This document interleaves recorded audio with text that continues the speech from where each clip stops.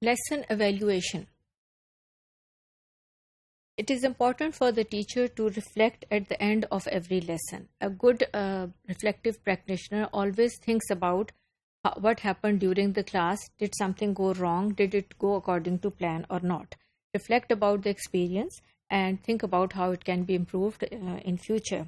So the teacher can think about whether the lesson was effective, meaning that did it achieve the aim which it was supposed to achieve? Did learning actually take place as the teacher had envisioned it to be?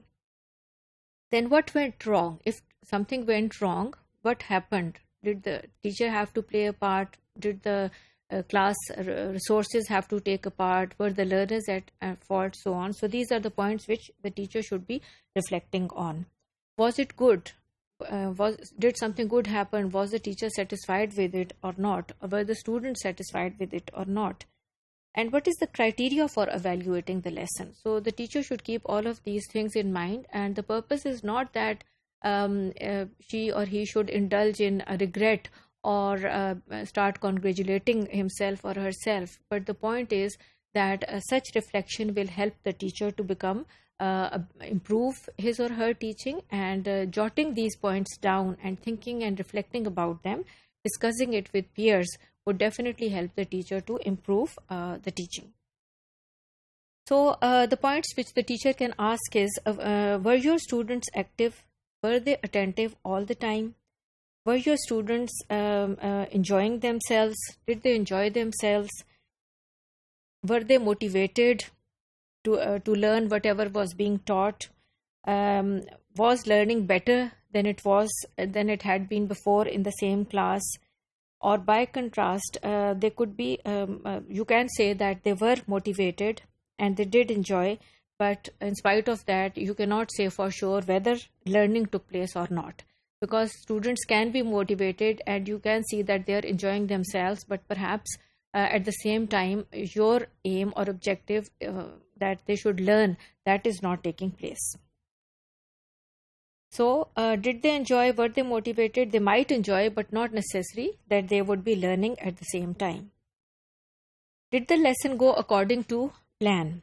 Now, it could be that you have planned very meticulously and your plan was effective, but still the question remains whether did learning actually take place, because it would depend upon how good your plan was. Did you discuss the plan with your peers, with your colleagues? Did you take their opinion regarding it or not?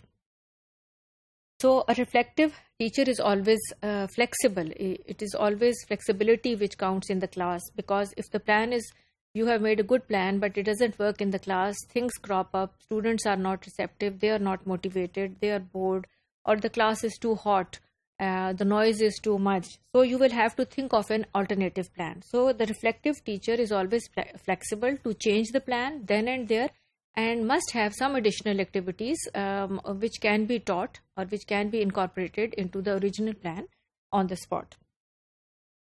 So was the language used communicatively throughout? Since the objective is to teach business English through the language, so was it being used communicatively throughout, or was it used only for reading and writing?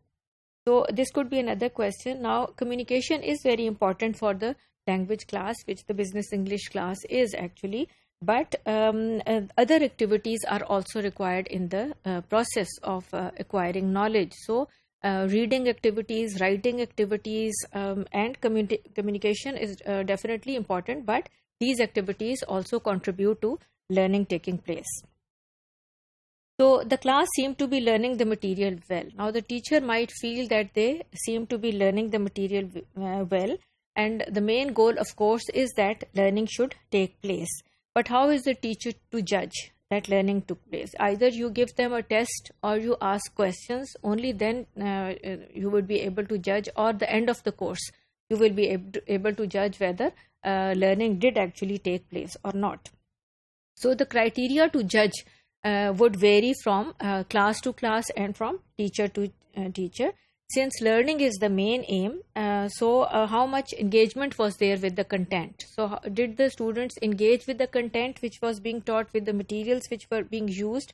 How much was their attention span? Did their attention seem to be focused on the content, or Did you find that their attention they were getting bored after some time and disengaging from the content? Then definitely enjoyment and motivation would be there. That would, if that is there, then it would go for a more effective learning. Active learning also is important, that the students are activated and they are active while learning. But teachers have noticed that sometimes students seem to be very active but are not learning, and those who are sitting quietly, passively looking at the material and engaging with the content, they learn better.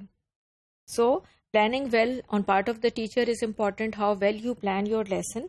And of course, communication is very important, but still you can say that those communication is not is important. It does occupy the highest priority, but still other activities are also important for students to learn.